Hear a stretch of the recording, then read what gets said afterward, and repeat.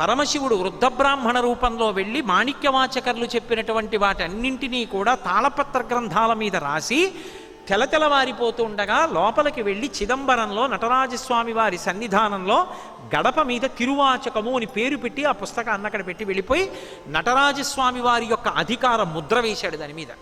అర్చకులు సుప్రభాతం పాడడానికి వచ్చి గడప మీద చూశారు, తిరువాచకం పుస్తకం కనబడింది.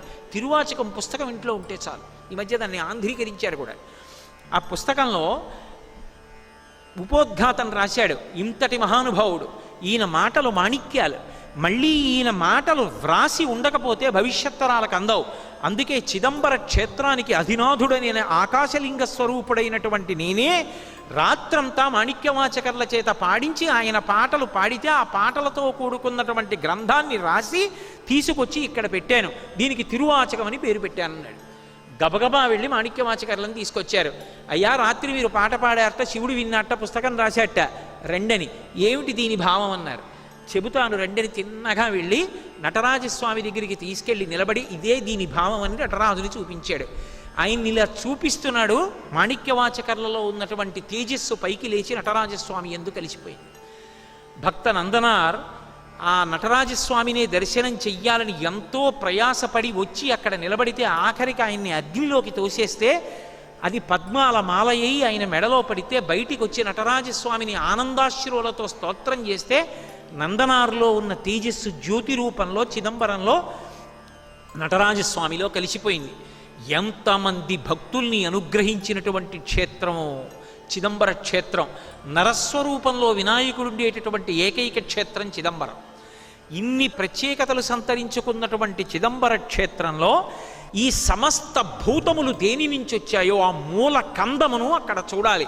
అది భౌతికంగా వస్తు రూపంలో చూడడం కుదరదు. మానసికంగా భావనారూపంగా ఎవరు చూస్తారో వాడు తరించిపోయినట్టే.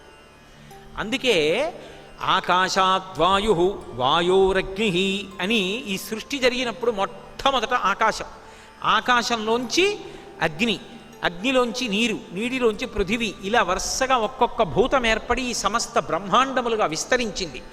దీనికి అంతటికీ ఆధారభూతము ఆకాశము. ఆకాశము చెక్కు చెదరదు. అందుకే ఆకాశమునందు మార్పు ఉండదు. మార్పు లేనిదేదో అదే పరమేశ్వరుడు. జగత్తంతా కూడా మారిపోతుంది. షడ్వికారములతో ఉంటే జగత్, షడ్వికారములు లేకుండా ఏ మార్పు లేకపోతే ఈశ్వరుడు. జగత్ అని దేని పిలుస్తారంటే జాయితే గచ్చతే, ఇది జగత్, వచ్చి వెళ్ళిపోతుంది. అందుకే 6 వికారములతో ఉంటుంది. అంతకుముందు లేదు. పుట్టినది, పుట్టినది, ఉన్నది, అసలు బతికి ఉండాలి కదా. ఉన్నది, పెరిగినది, పెరిగినది మార్పు చెందినది, మార్పు చెందినది తరిగినది, తరిగినది నశించినది. ఓ కొబ్బరి చెట్టు అంతకుముందు లేదు, పుట్టింది. ఆ పిలక పైకి వచ్చింది, ఉంది, ఏ పశువులు తినేయలేదు, ఎవరు తొక్కేయలేదు. పుట్టినది, ఉన్నది, పెరిగినది, పెరిగినది కొన్నాళ్ళ తర్వాత కన్నాలు పరిపోయి వంగిపోతుంది. మార్పు చెందినది, తరిగినది, క్షీణించిపోతుంది, విరిగి కింద పడిపోతుంది. నశించినది, 6 మార్పులతో శ్లోకం అంతా వెళ్ళిపోతుంది.